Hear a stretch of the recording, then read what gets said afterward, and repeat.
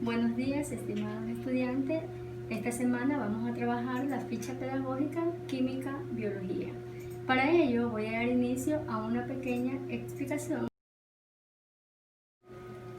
Vamos a revisar el tema, los isótopos de carbono y el carbono 14 como método para medir la edad del resto de origen orgánico. Recuerde usted que la palabra orgánico es elemento constituyente de la materia viva. Lo que define a cada elemento es el número atómico, que corresponde al número de protones contenido en su núcleo. El número atómico del carbono es 6, pero cada elemento puede tener distintos números de neutrones. Se denominan isótopos a los átomos de un mismo elemento, cuyo núcleo tiene una cantidad diferente de neutrones. Esto hace que los isótopos difieran en su masa atómica. El carbono natural tiene 3 isótopos. El más común es el carbono 12, que representa el 98.89% de todo el carbono que existe en la Tierra. Su núcleo está formado por 6 protones y 6 neutrones. El carbono 13 también es estable. Representa el 1,11% del carbono presente en la Tierra y su núcleo contiene 6 protones y 7 neutrones. Y el carbono 14, que es un isótopo radiactivo del carbono presente en una pequeñísima cantidad. Su núcleo contiene 6 protones y 8 neutrones. La vida media del carbono 14 es de 5.730 años. Vida media del tiempo que tarda en la concentración de un elemento o compuesto que se descompone, como es el caso de los radiactivos. En disminuir a la mitad, el carbono 14 se está formando constantemente a consecuencia de reacciones que ocurren entre los neutrones de los rayos cósmicos y los átomos de nitrógenos de las capas altas de la atmósfera. El neutrón sustituye a uno de los protones de un átomo de nitrógeno y lo convierte en un átomo de carbono 14. De esta manera, la producción de carbono 14 es constantemente y está presente en la atmósfera en pequeñísimas cantidades. Los átomos de carbono 14 reaccionan con el oxígeno gaseoso para formar moléculas radiactivas de dióxido de carbono, las cuales son absorbidas por las plantas en la fotosíntesis. Las criaturas que comen plantas y las criaturas que se alimentan de las plantas que comen, obviamente de que nosotros vamos a tener en nuestro organismo una mínima proporción de carbono 14 radioactivo.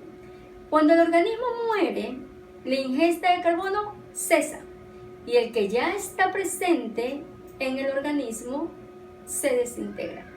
Por tanto, se puede determinar la edad de un objeto midiendo la cantidad de carbono 14 presente en muestras del mismo. Este método ofrece una escala absoluta para fechar los objetos entre 1000 y 20.000 años de antigüedad.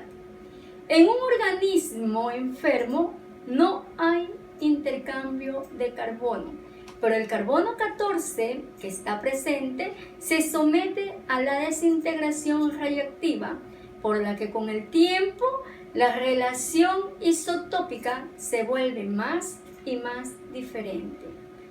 Isótopos: átomos de un mismo elemento con el mismo número atómico que difieren en el número de neutrones. La mayoría de los elementos químicos tienen más de un isótopo, aunque algunos son inestables.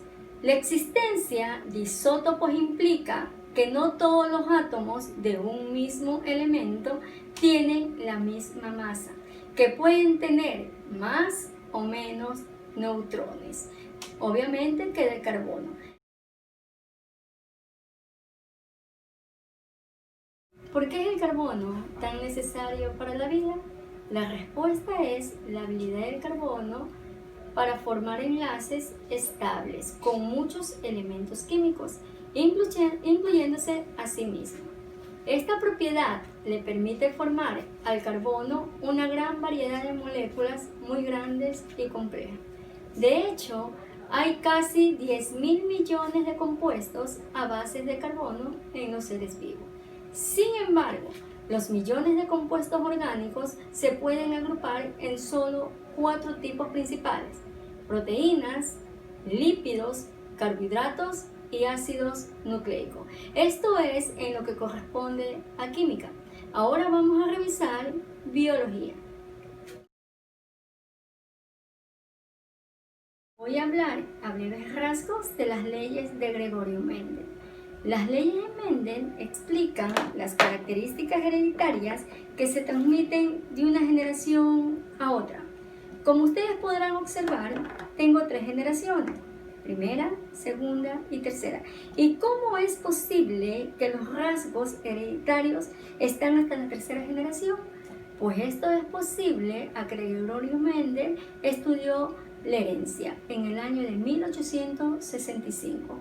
Para esto voy a recordar unos conceptos básicos que se hacen necesarios para que usted pueda realizar los trabajos de la ficha pedagógica. Alelos.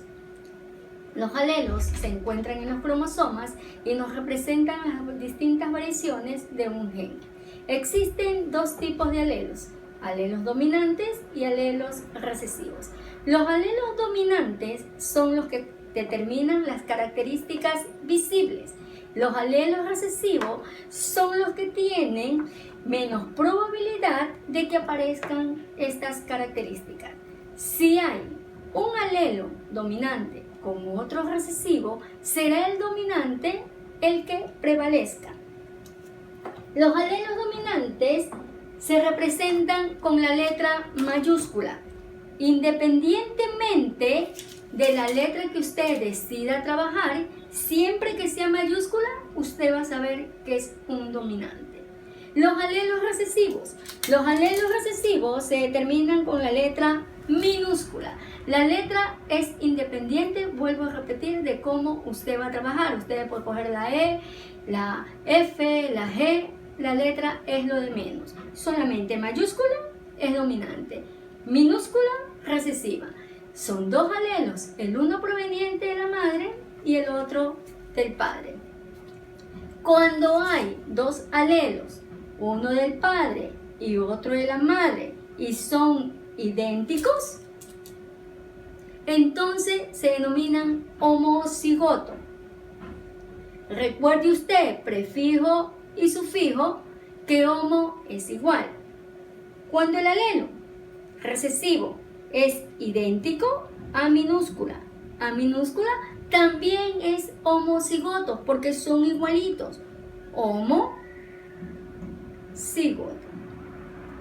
Pero si hay un alelo dominante a mayúscula, porque es dominante, a minúscula, porque es recesivo, son diferentes. Entonces son heterocigoto.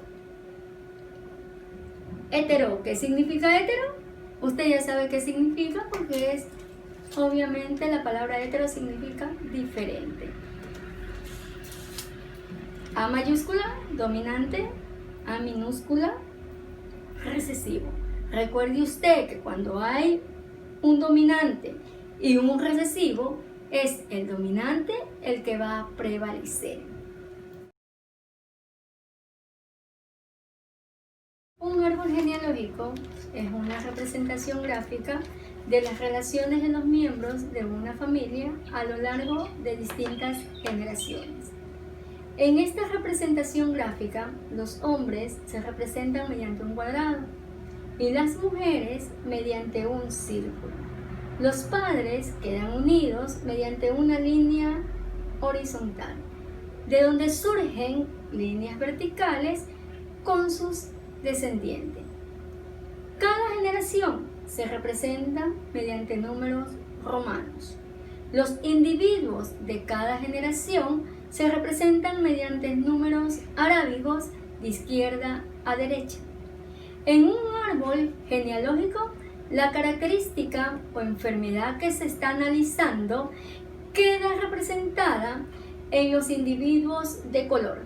Aquí en este árbol genealógico hay 2 individuos de color y esa es la característica que van a analizar cada uno de ustedes.